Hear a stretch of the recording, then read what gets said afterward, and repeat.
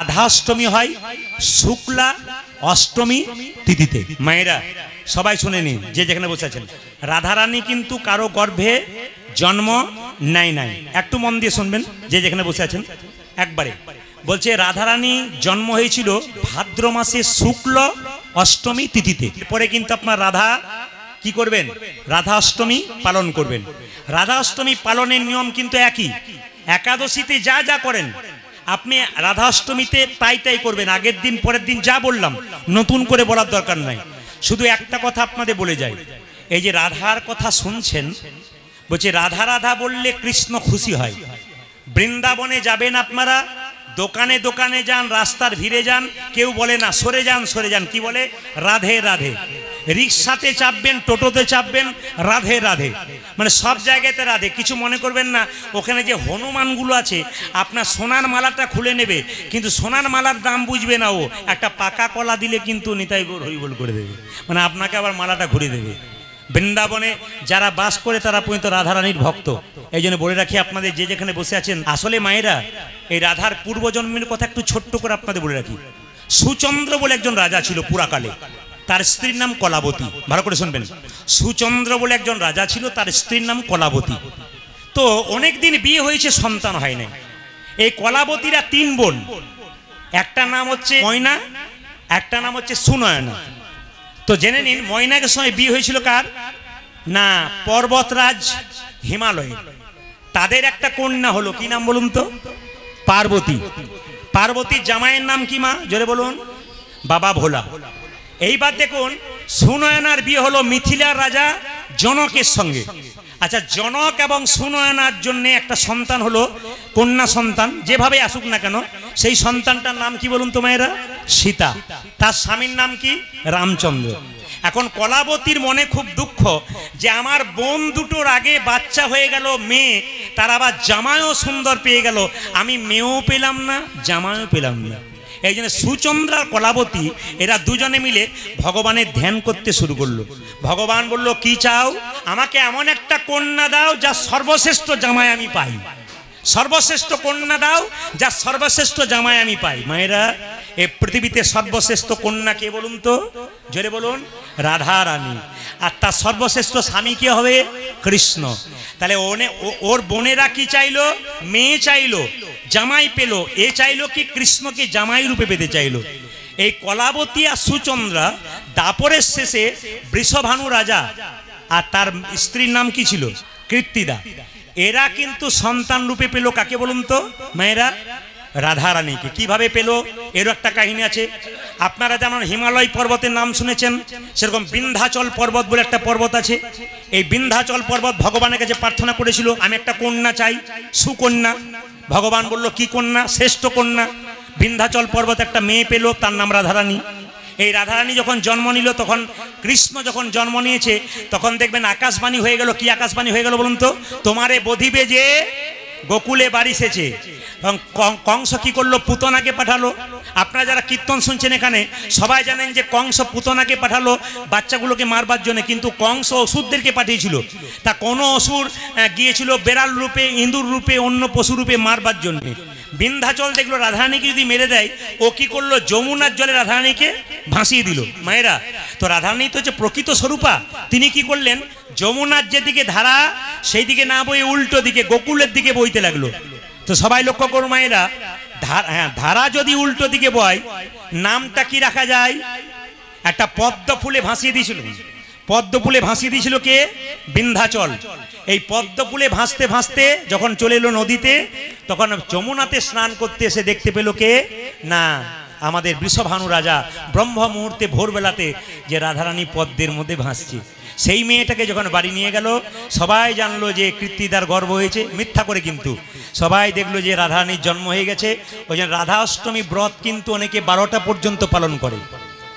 রাধা অষ্টমী ব্রত যদি আপনারা কেউ পালন করতে না পারেন, সবাইকে বলবো মায়েরা অন্তত রাধা অষ্টমী ব্রতের দিনে আপনি বেলা 12টা পর্যন্ত একবারে নির্জলা থাকবেন, পারলে খুব ভালো হয়। যদি আপনি রোগী হন, ওষুধপত্র খান, তবে আপনি কিছু ফল টল খাবেন, কিন্তু রাধা অষ্টমী ব্রতের দিনে ওটা করবেন। তৃতীয় বলে রাখি আপনাদেরকে, যেহেতু ধারার উল্টোর দিকে এসেছিল, ওই জন্য নামটা কি রাখলো? ধারার উল্টো কি বলুন? ধারার উল্টো কি? ধারার উল্টো কি? ধারা, তার উল্টো কি? রাধা। দেখুন ধারা ধারা বলতে বলতে রাধা আসছে কিনা, ধারা ধারা ধারা ধারা ধারা ধারা ধারা ধারা ধারা ধারা ধারা ধারা ধারা ধারা রাধা রাধা রাধা রাধা চলে আসছে, কিন্তু এই জন্য ধারার উল্টো দিকে যাচ্ছিল, এই জন্য নাম হলো রাধারানী। এই জন্য সবার কাছে নিবেদন রইল, রাধাষ্টমী ব্রত ওইভাবেই আপনারা পালন করবেন। বাবা মায়ের চোখের জল বন্ধ করুন। যদি বাবা মায়ের চোখের জল বন্ধ না করতে পারেন, কীর্তন শুনে আপনার জীবনে কোনো লাভ হবে না। যে যেখানে বসে আছেন মন দিয়ে শুনবেন, যারা মা বাবাকে খেতে দেয় না তাদের গায়ে কাঁটার মতো লাগবে, কিন্তু সে তৈরি হয়ে থাকুক, প্রদীপ পালের কথাটা শুনে রাখুক। তুমি যখন বাবা মা হয়ে যাবে, তোমার ছেলে যখন বড় হবে, তার যখন বৌমা আসবে, তখন দেখবে তোমাকেও ঘর থেকে তাড়িয়ে দিচ্ছে, সেই দিন বুঝবে তোমার কর্মের ফল তুমি ভোগ করছো। সবার কাছে নিবেদন রইল, যে যেখানে বসে আছেন মন দিয়ে শুনবেন, কৃষ্ণকে পুজো করবেন কি না করবেন আপনার ব্যাপার। মা দুর্গা দেবদেবীকে পুজো করবেন কিনা সেটা আপনার ব্যাপার, কিন্তু শাস্ত্র বলল বাড়িতে জীবন্ত দুটো দেবদেবী আছে, তাকে যদি পুজো করতে না পারো, জীবন তোমার বেকার হয়ে গেল। যদি কোনো মেয়ে মনে করে আমার ছেলে মেয়েকে নিয়ে দিব্যি আমি তারকেশ্বরে আছি, বৃদ্ধ বৃদ্ধা পড়ে থাকুক, অসুবিধা নাই, আরও কেউ দেখবে, আমাদের দেখার দরকার নাই, প্রদীপ পালের বাক্যটা শুনে রাখুন। যদি আমি বেঁচে থাকি মিলিয়ে দেখবেন, আপনি বেঁচে থাকলে আপনিও মিলিয়ে দেখবেন, আপনার ছেলে ঘর থেকে দূর দূর করে তাড়িয়ে দিচ্ছে, সেদিন বুঝবেন আজকের আনন্দটা সেদিন কেমন হয়। কেন বলুন তো? ব্যাংকে টাকা জমা দিন 10,000 টাকা, 10 বছর পরে ডবল হবে। আপনি কাউকে কষ্ট দিলে আপনি ভাবছেন এখনই ফল পাবো, তা নয়, ওটা যখন ডবল করে ফিরে পাবেন সেদিন বুঝতে পারবেন আপনি কি করলেন। এই জন্য আমি আপনাদের বলতে চাই, যখন বৃদ্ধ বৃদ্ধা বয়স্ক হয়ে যায়, তখন তার একটু জেদি হয়ে যায় বাচ্চার মতো, ওদের বাচ্চার মতো মানতে শিখুন, ওদের লাভ আছে। একটা ছোট্ট প্রমাণ আমি আপনাদের দিই, ধীরে আরে ছোট্ট প্রমাণ আমি আপনাদের দিয়ে যাই, শুনে নিন, মন দিয়ে শুনুন। একটি মেয়ে তার স্ত্রী তার শাশুড়ি মা খুব জ্বালায়, ভালো করে শুনবেন, তার শাশুড়ি মা খুব জ্বালায়। মেয়েটি স্বামীর সঙ্গে ঝগড়া করে চলে এলো বাবার বাড়িতে। বাবা ডাক্তার, বাবাকে বলছে বাবা আমি আর যাব না। কেন মা? বাবার দায়িত্ব কি বলুন তো? মেয়ে শ্বশুর বাড়িতে বাবার বাড়িতে ফিরে এলে তাকে পৌঁছে দেওয়া, প্রত্যেকটি মা বাবার কর্তব্য। বাবা ডাক্তার বলছে শোন তুই চলে যা, কোনো অসুবিধা নেই, মিটিয়ে নিতে হয়, কোনো অসুবিধা নেই বাবা, বয়স্ক মানুষ 2-4টা বলেছে, কিছু মনে করিস না। না আমি মানতে পারবো না, আমি যাব না, তুমি যতই বলো আমি যাব না, একটা শর্তে যেতে পারি। বাবা বলে কি? তুমি তো ডাক্তার, হেমোপ্যাথি ডাক্তার।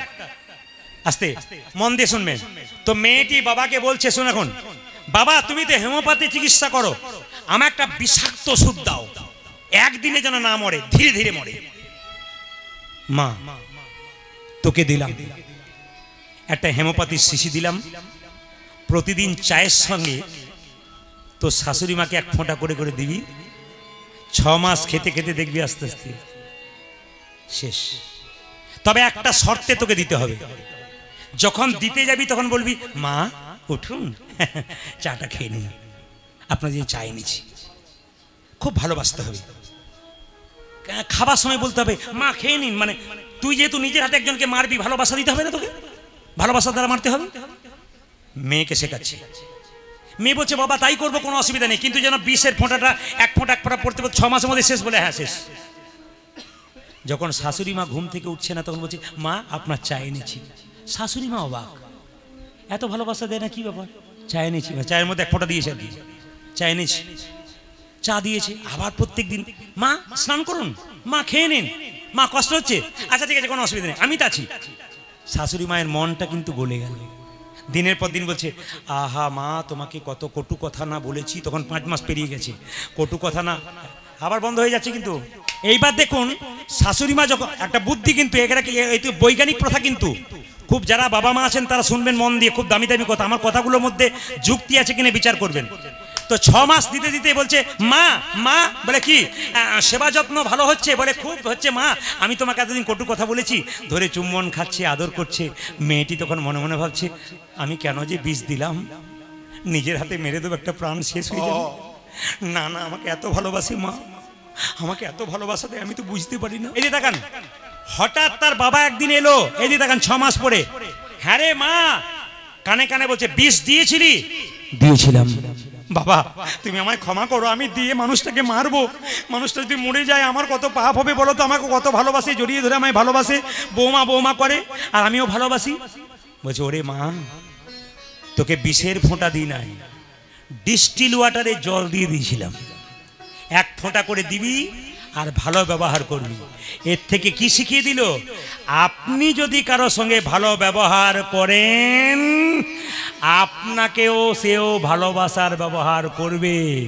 শাশুড়ি মা যদি নিজের মেয়েকে মেয়ে বলেন আর বৌমাকে বউ বলেন তা বললে হবে না, বৌমাকেও মেয়ে ভাবতে হবে, একটা মেয়ে গেছে একটা মেয়ে, আর মেয়ে যদি শাশুড়ি মা ভাবে তাহলে বুঝবে না, তাকে মা ভাবতে হবে। নিতাই গৌর হরি বল বলে সংসার সুন্দর। ছোট ছোট শিক্ষাগুলো আপনারা নেবেন। মায়েরা, মায়ের মতো আপন কেউ হয় না, আপন কেউ হয় না। রাত্রিবেলায় কীর্তন শুনতে এসছেন, যখন বাড়ি ফিরে যাবেন, বাড়ির সবাই যখন ঘুমাবে তখন দেখবেন রাত্রিবেলায় বাড়ি গেলে বাড়ির সবাই ঘুমাচ্ছে, একজন দরজাটা খুলছে আর বেরোচ্ছে, তিনি হলেন মা, তিনি হলেন বাবা। ছেলে যদি বাইরে থাকে মা বাবা কি কোনোদিন ঘুমোতে পারে? মেয়েরা বাপের বাড়ি যায় না কখন থেকে? যখন থেকে তার মা বাবা মারা যায়। অনেকে মেয়েকে প্রশ্ন করি, দিদি তুমি বাপের বাড়ি যাবে না? বলে আমার মা নাই বাবা নাই, আমি কার কাছে যাব? এখন যাদের কাছে যাই তারা আমায় সম্মান দেয় না। একটা মায়ের গর্ভে একটা বাচ্চার 10 মাস 10 দিন জায়গা হয়, সেই ছেলে বড় হয়ে কলকাতায় ফ্ল্যাট কিনলে মা বাবার জায়গা হয় না, আত্মীয় স্বজনের জায়গা হয়ে যায়। আপনাদের কাছে নিবেদন রইল মায়েরা, আত্মীয় স্বজনের জায়গা হোক কিন্তু মা বাবাকে জায়গা করুন। আপনি দুর্গার অষ্টমীর দিনে পুষ্পাঞ্জলি দিতে যাচ্ছেন নতুন কাপড় পরে, মা দুর্গা বলতে যাচ্ছে মাটির প্রতিমা পুজিস রে তুই, আগে ঘরের মা বাবাকে গিয়ে পুজো কর। মায়েদের কাছে নিবেদন রইল, নিজের মাকে যেমন ভালোবাসেন আপনার স্বামীর মাকেও সেরকম ভালোবাসবেন। কেন? আপনি যাকে পেয়েছেন তাকে এমনি এমনি পান নাই, ওনার মা বাবা রক্ত দিয়ে পরিশ্রম করে তাকে পড়াশুনো করিয়েছে, সে ব্যবসা করছে, চাকরি করছে, যার জন্যে আপনি আনন্দ করছেন, বহু কিছু পাচ্ছেন, একমাত্র তাদের জন্যে। ওই গাছের গোড়াতে জল দিন, তবে কিন্তু আপনার সব ঠিক হবে, আর যদি না দিন তবে আপনাকে কিন্তু ঠকতে হবে। আগে সেই জায়গাটাকে মাথায় রাখতে হবে। মায়ের মতো আপন কেউ হয় না, পৃথিবীতে মা ছাড়া আপন কেউ নাই। ছেলে যখন বাজারে যায় স্ত্রী বলে আমার জন্য শাড়ি এনো, মেয়ে বলে মোবাইল ফোন এনো, ছেলে বলে কি আমার জন্য হাত ঘড়ি এনো, কিন্তু একজন দরজায় গলায় কাপড় দিয়ে বলে খোকারে সাবধানে যাস আর সময় মতো ফিরে আসিস। এরই নাম হলো মা। মায়ের মনে কেউ যেন ব্যথা দিও না, মায়ের মনে কেউ যেন ব্যথা দিও না। এ জগতে যার মা কাঁদে তার জগৎ কাঁদে, তার জগৎ কাঁদে। দাঁত থাকতে যেমন দাঁতের ব্যথা কেউ বুঝতে পারে না, দাঁতের মর্ম বুঝতে পারে না, দাঁত চলে গেলে বুঝতে পারে, বাবা মা চলে গেলে বুঝবে। পৃথিবীতে তোমাকে সব চাইতে ভালোবাসার দুজন ছিল, যারা তোমায় ভালোবাসে তারা তো স্বার্থ ছাড়া ভালোবাসে না, কিন্তু একমাত্র বাবা মা স্বার্থ ছাড়া ভালোবাসে। এরই নাম হলো মা, এরই নাম হলো বাবা। ভগবান শ্রীকৃষ্ণ বললেন মায়ের মতো আপন আর কেউ হয় না, মাকে কেউ কাঁদিও না, তুমি যে মা সবে থেকে আপন। মা তুমি যে মা সবে থেকে আপন। কৃষ্ণের গায়ের রং কেমন, লাল না হলুদ? কৃষ্ণ কি রঙের কাপড় পরতো, হলুদ রঙের না নীল রঙের? জোরে বলুন। হলুদ রঙের, পিত পিত পিত হলুদ। আর রাধারানী কি রঙের শাড়ি পরতো মা? নীল। কেন বলুন তো? নীলকে মনে রাখবে বলে।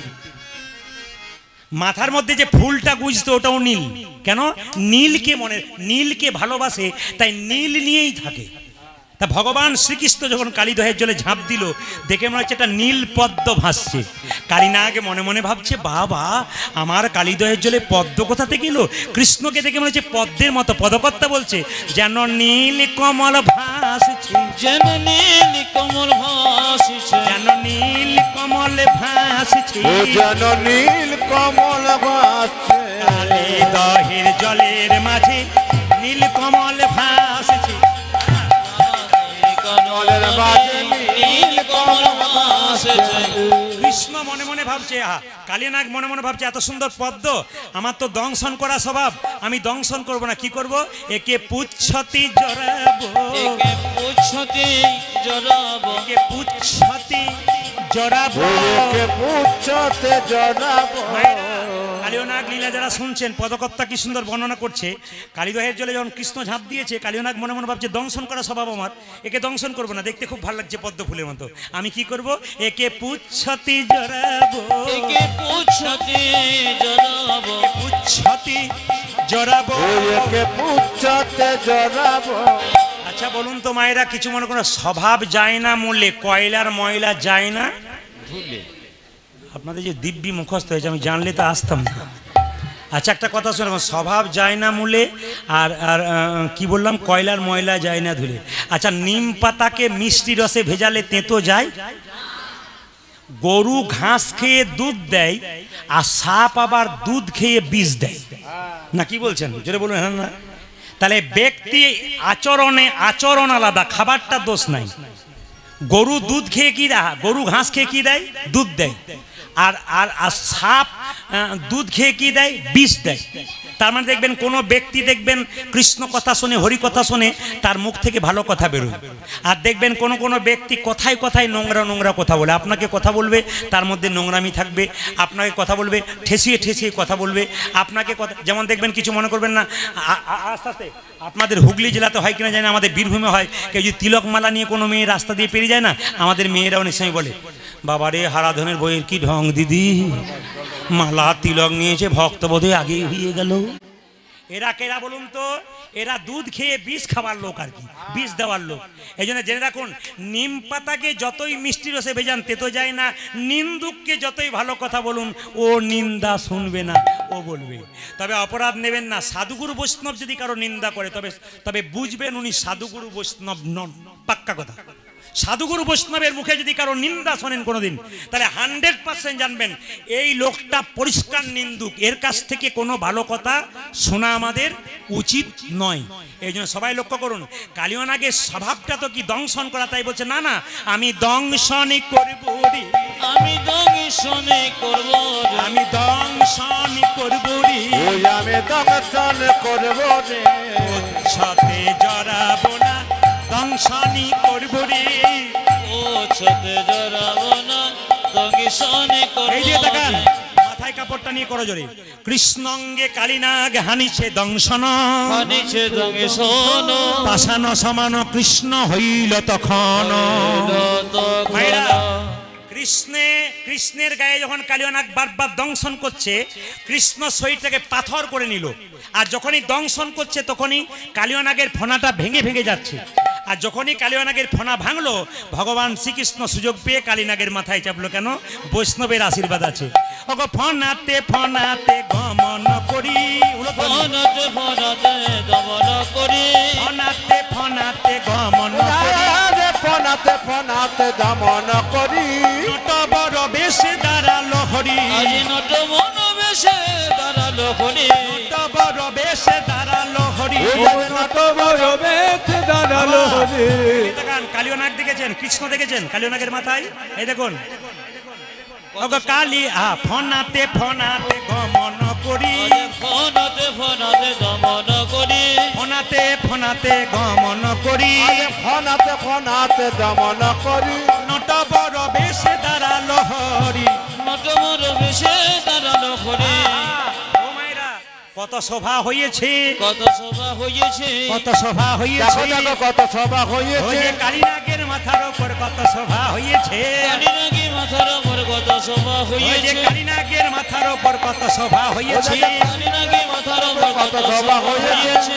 কিছু মনে করবেন না, কীর্তন আপনারা শুনছেন, বৈষ্ণব শুনছে, পেছনে তাকিয়ে দেখুন মাথায় কেমন কাপড়টা নিচে কেন বলুন তো?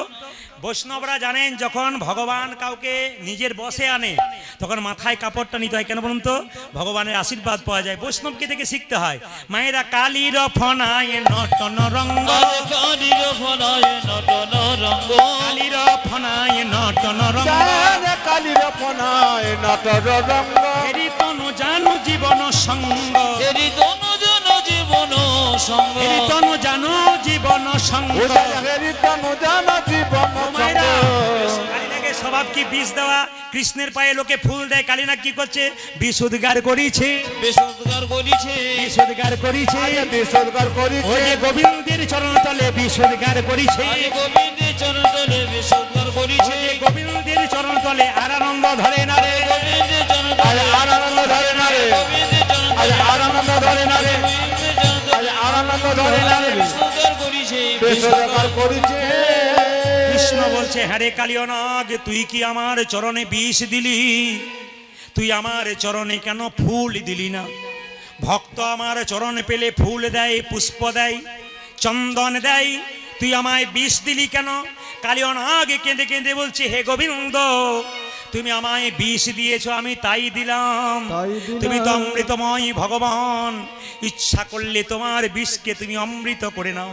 আমি যাচ্ছে তাই দিলাম, যাচ্ছে তাই দিলাম, যাচ্ছে তাই ওই দিলাম। আমার যাই আছে তাই দিলাম, আরে গোবিন্দ তোমার শ্রীচরণে যাচ্ছে তাই দিলাম, আজ গোবিন্দ তোমার শ্রীচরণে যাচ্ছে তাই দিলাম, ওই যে গোবিন্দ তোমার শ্রীচরণে যাচ্ছে তাই ওই দিলাম। যে ভক্ত তোমার ওই যে হরি হরি হরি বলে, গোবিন্দ তোমার শ্রীচরণে, হরি হরি হরি বলে, তোমার শ্রীচরণে, হরি হরি হরি বলে, তোমার শ্রীচরণে, হরি হরি হরি বলে গোবিন্দ তোমার শ্রীচরণে যাচ্ছে তাই দিলাম। আপনারা আপনারা এই বলে রাখি, ফুল আপনার এই ছুঁড়বেন সময় না। ফুল ছুটবেন না, আরে যন্ত্র ফুল আছে, ছোড়ো না, ফুল ছোড়ো না, ফুল ছুটবেন না একবারে, এই সময় যন্ত্র আছে। আর আপনারা যে এই সময়টাতে করজোরে বসে আছেন সবাই মিলে, দাদা ভাইরা যারা দাঁড়িয়ে আছেন 5টা মিনিট অন্তত করজোরে বসুন। ভগবান শ্রীকৃষ্ণ কালিয়নাগকে দমন করছে। কালিয়নাগকে বলছে, আরে তুই কি, তোর কি দেবার মতো কিছু নেই? বলছে, হে গোবিন্দ, দেবার মতো আমার একটা জিনিস আছে। বলে, কি জিনিস আছে? আমার প্রত্যেকটি ফণির মধ্যে একটা মণি আছে, এই মণি আমি তোমার চরণে দেবো। ওগো ফণি মণি গণ হইয়া ভিতর, আজ ফণি মণি গণ হইয়া ভিতর, ফণি মণি গণ হইয়া ভিতর, জানে মনি মনি ঘন হইয়া ভিত, শ্রীকৃষ্ণ চরণে হইল নত, শ্রীকৃষ্ণের চরণে হইয়া নত, শ্রীকৃষ্ণ চরণে হইল নত। আজ শ্রীকৃষ্ণ চরণে হইল ও মায়েরা, নত।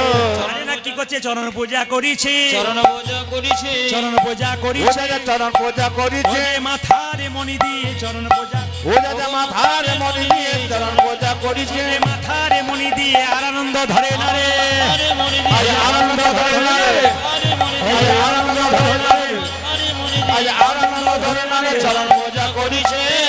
আপনাকে ফুল দেবেন না? এই যে এই জায়গাটি দর্শন করার সময় একটা দারুণ দর্শনীয় সময়, রাত্রি পুরো 12টা পেরিয়ে গেছে, কিন্তু আপনারা এত সুন্দর করে দর্শন করছেন। এই যে দর্শন করছেন না, ঝুলন পূর্ণিমার রাত্রিতে, রাখি পূর্ণিমার রাত্রিতে, আপনাদের ভাগ্য খুব ভালো যে গোবিন্দ একজনকে বসে আনছে, চরণে আনছে, আপনারাও চরণ প্রাপ্তি হবেন। এটা দর্শন করছেন, খুব ভালো লাগছে। বলছে, আচ্ছা বলুন তো মা, আপনার স্বামীকে কেউ যদি অত্যাচার করে, আপনি তাকে দেখুন মারবেন না? আমি বলছি মারবেন না, কি হয়েছে বলবেন তো? আপনারা বলবেন না স্বামীকে বাঁচানোর জন্য?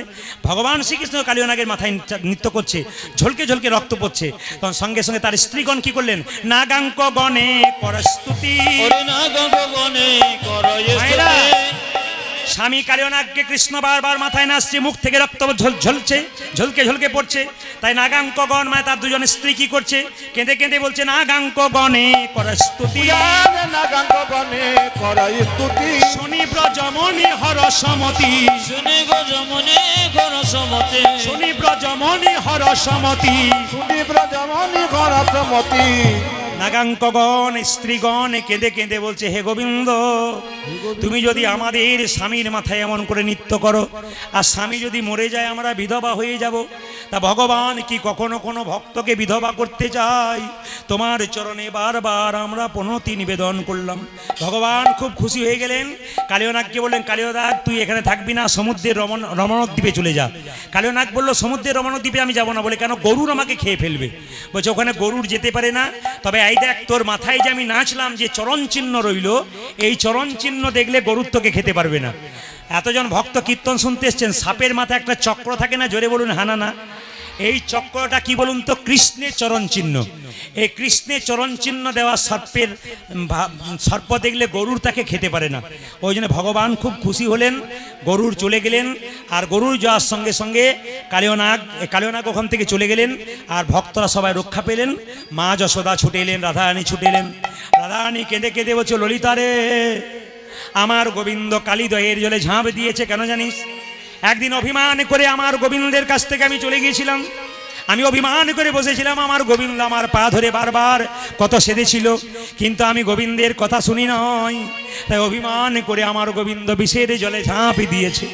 আমার বেঁচে থেকে লাভ নাই, বিষে জলে ঝাঁপ দেবো। মা যশোদা ছুটে পড়েছে, বলল কিচ্ছু করতে হবে না, তুই আমার কোলে বস, আমার গোবিন্দ কোলে বসবে। ভগবান শ্রীকৃষ্ণ কালীদহের জল থেকে নেমে এলো, উঠে এলো। মা যশোদা কি করলো? মা এইদিকে তাকান। মা যশোদা গোবিন্দের শরীরে গোমূত্র দিয়ে ধুয়ে দিলেন। একটা ভালো করে লক্ষ্য করবেন মায়েরা, এটা যদি আপনারা কেউ মানবেন না, কিন্তু নিয়মটা বলে রাখি।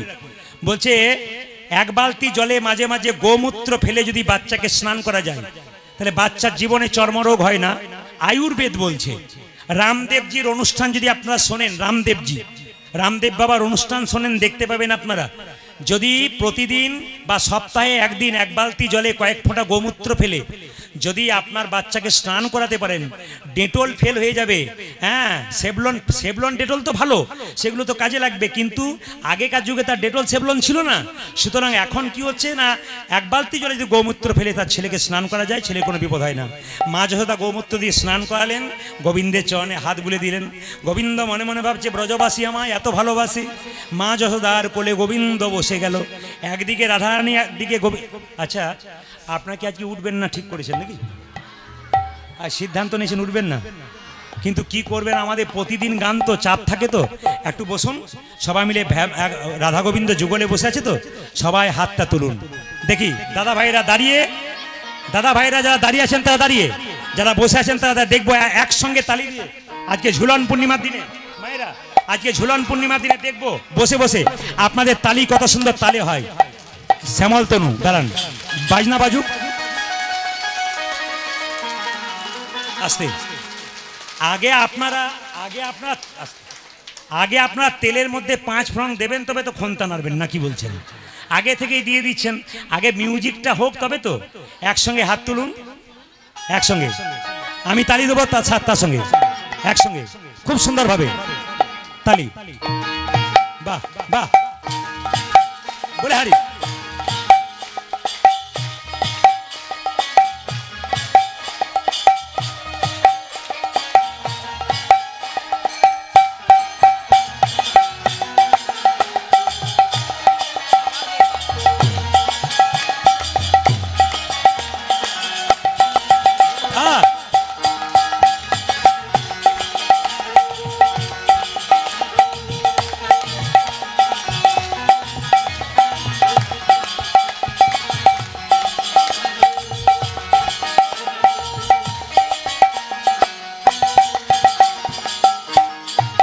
তবে আস্তে, আপনাদের হুগলি জেলাতে একটা জিনিস দেখেছি, কি বলুন তো, কীর্তন আপনি যা করলেন, কিন্তু শেষে যদি ভজন না গান, তাহলে আপনার গান হলো না।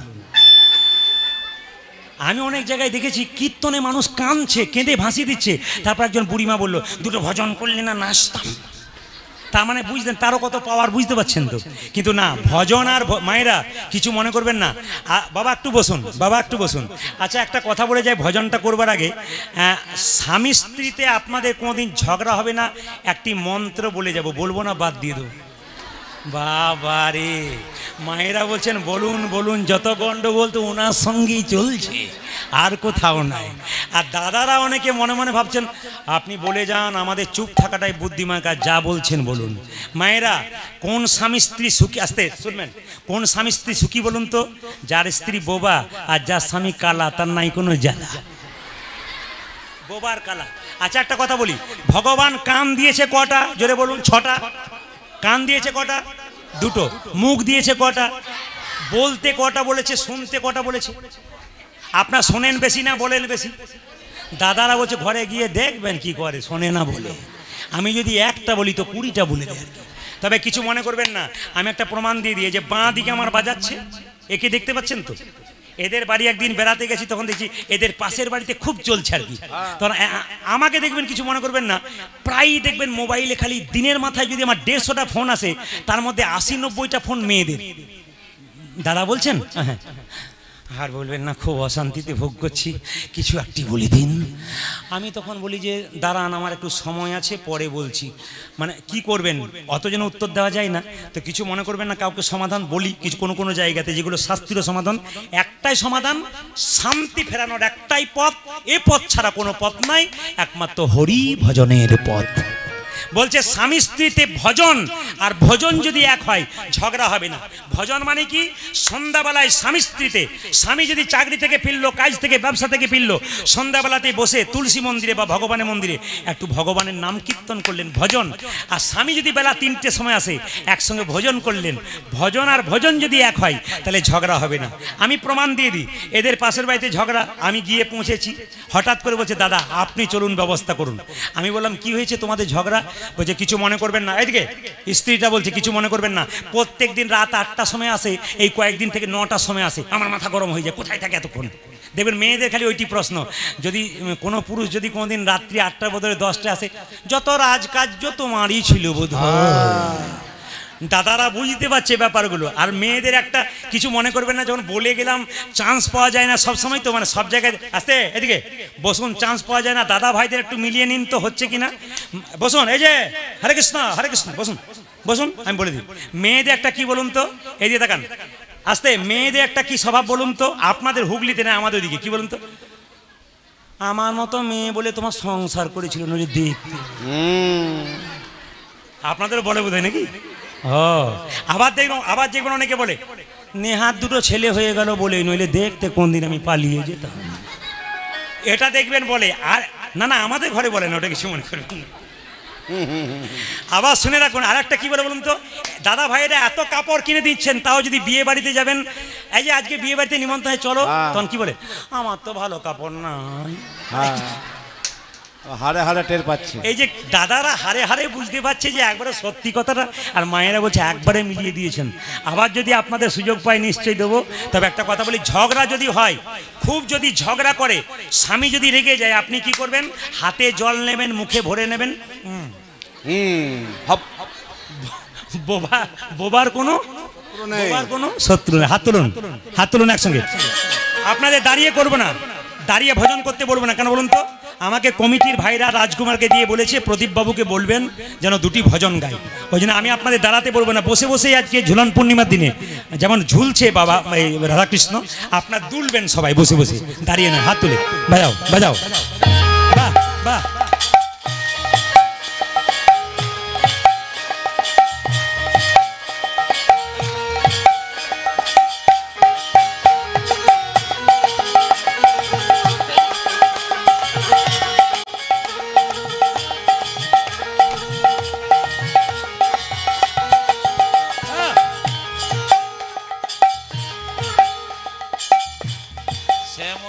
শ্যামল তনু যে হলো আবিরে তেলাল, আবিরে তেলাল, হোলি খেলিছে দেখো ব্রজের গোপাল। শ্যামল তনু যে হলো আবিরে তেলাল, আবিরে তেলাল, হোলি খেলিছে আমার ব্রজের গোপাল।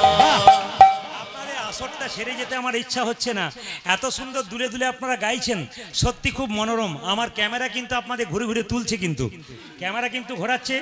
ক্যামেরার যিনি মালিক দেখতে পাচ্ছেন ঝিকঝাক, ও কিন্তু ওইখান থেকে আপনাদের, ও কিন্তু মালিক, বুঝতে পারছেন তো, এ কিন্তু গোটাটা ঘোরাচ্ছে। কেন, আপনাদের 4 তারিখে দেখবেন কি সুন্দর তালি দিচ্ছেন। যদি কেউ না দেন তখন দিদি আমি দিই নাই, আমার উঠে নাই গো, তোমার উঠে গেছে, এটা যেন বলতে না হয়। সবাই মিলে হাত তুলুন। শ্যামল তনু যে হলো আবিরে তেলাল, আবিরে তেলাল, হোলি খেলিছে আমার ব্রজের গোপাল। শ্যামল তনু যে হলো আবিরে তেলাল, আবিরে তেলাল, হোলি খেলিছে আমার ব্রজের গোপাল। সাথে লইয়ে শ্রীরাম সুদাম যত না রাখাল, সাথে শ্রীরাম সুদাম যত না রাখাল, সাথে লইয়ে শ্রীরাম সুদাম যত না রাখাল, সাথে লইয়ে শ্রীরাম সুদাম যত না রাখাল। হোলি খেলিছে আমার ব্রজের গোপাল। শ্যামল তনু যে হলো আবিরে তেলাল, আবিরে তেলাল, শ্যামল তনু যে হলো আবিরেতে লাল, আবিরেতে লাল। হোলি খেলিছে জামা বজ্র গোপাল। রাধারে রং দেবে বলে ধরিল পিচকারি, ধরিল পিচকারি, লাল রঙে রাঙাইল নীল রঙের শাড়ি। আজি রাধারে রং দেবে বলে ধরিল পিচকারি, ধরিল পিচকারি, লাল রঙে রাঙায় নীল রঙের শাড়ি। ওরে রাধারে রং দেবে বলে ধরিল পিচকারি, ধরিল পিচকারি, লাল রঙে রাঙাইল নীল রঙের শাড়ি। ওজা যে রাধারে রং দেবে বলে ধরিল পিচকারি, ধরিল পিচকারি, লাল রঙে রাঙাইল নীল রঙের শাড়ি। রাধা বলে রং দিও না দোহাই নন্দলাল, রাধা বলে রং দিও না, দোহাই নন্দলাল। রাধা বলে রং দিও না দোহাই নন্দলাল। ওজা যে রাধা বলে রং দেও না তো হয় নন্দলাল। হোলি খেলিছে আমার বজের গোপাল। শ্যামল তনু যে হলো আবিরেতে লাল, আবিরেতে লাল। হোলি খেলিছে আমার ব্রজের গোপাল। শ্যামল তনু আবিরেতে লাল, হোলি খেলিছে আমার বজের গোপাল। শ্যামল তনু যে হলো আবিরেতে লাল, হোলি খেলিছে আমার ব্রজের গোপাল।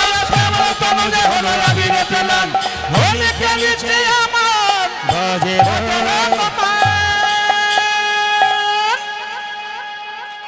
দু চারজন বলছে একবার দাঁড়াতে বললে দেখতেন কি করতাম। বেশ একবার দাঁড়িয়েই নিন, দু চারজন উসপুস করছে দাঁড়াবার জন্য, একবার দাঁড়িয়েই নিন। এই ভজনটা গাইতে গাইতে আপনারা জেদ করবেন না, এরপর কিন্তু আপনারা একটু দাঁড়ান, মানে কোথায় স্থান ছাড়বেন না, স্থানে দাঁড়াবেন। কৃষ্ণ বলে একটু হাত তুলে সবাই মিলে একসঙ্গে, সবাই মিলে। আপনারা কিন্তু আসরের ভেতরে আসবেন না, ফুল ছুটবেন না, যন্ত্র আছে, যন্ত্র আছে। আমি আগে এগিয়ে যাব, আপনাদের নেবো, আগে এগিয়ে যাব, সবাই মিলে একসঙ্গে হাত তোলুন। শেষে আসবেন, শেষে আসবেন 5 মিনিট, 5 মিনিট, 5 মিনিট পরে আসবেন। কেউ ফুল ছুটবেন না, কেউ ফুল ছুটবেন না, যন্ত্র আছে। আমি শেষে এগিয়ে যাব, আপনারা, আমি হাত পাতবো, অসুবিধা নেই, কিন্তু আপনারা এখন আসবেন না। বারবার বলবো এখন আসবেন না, বারবার অনুরোধ করছি। সবাই হাত তোলুন, হাত তোলুন। কৃষ্ণ বলে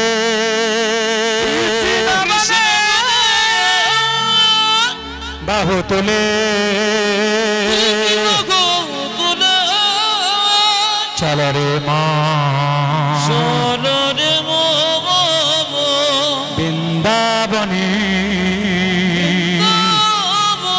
হাত তুলবেন। 1 2 3 4 তালি।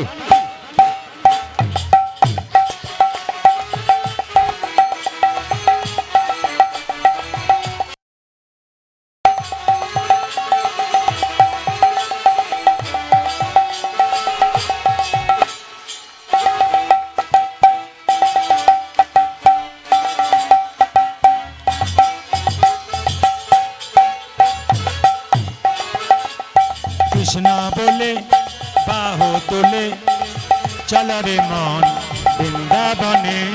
কৃষ্ণ বলে বাহু তোলে, চলো রে মন। কিন্তু ভজন গাইব না। আপনারা কিন্তু ফুল ছুটছেন, ফুল ছুটলে ভজন বন্ধ হয়ে যাবে। আপনারা কিন্তু ফুল ছুটছেন। তুমি যে মা সবে থেকে উমা তুমি যে মা সবে থেকে আপন মা। তুমি যে মা সবে থেকে আপন। তুমি আকাশ, তুমি বাতাস, তুমি আকাশ, তুমি বাতাস, তুমি আকাশ, তুমি বাতাস, তুমি আকাশ, তুমি বাতাস। তুমি যে ভুবন, তুমি যে মা সবে থেকে আপন মা। তুমি জানো সবে থেকে আপন মা তুমি যে মা সবে থেকে আপন। আমাকে জন্ম দিলে মা কত না ব্যথা। 10 মাস 10 দিন গর্ভেতে লুকাই মা। আমাকে জন্ম দিলে কত না ব্যথা। 10 মাস 10 দিন গর্ভেতে লুকাই। আমাকে জন্ম দিলে মা কত না ব্যথা। 10 মাস 10 দিন গর্ভেতে লোকাই মা আমাকে জন্ম দিলে মা কত না ব্যথা 10 মাসে 10 দিন গর্ভেতে লোকা তোমারই কোলে শুয়ে কত না আদর খেয়ে তোমারই কোলে শুয়ে কত না আদর খেয়ে করিলে মাগো আমারে যতন মা তুমি যে মা সব থেকে আপন মা তুমি যেমন সব থেকে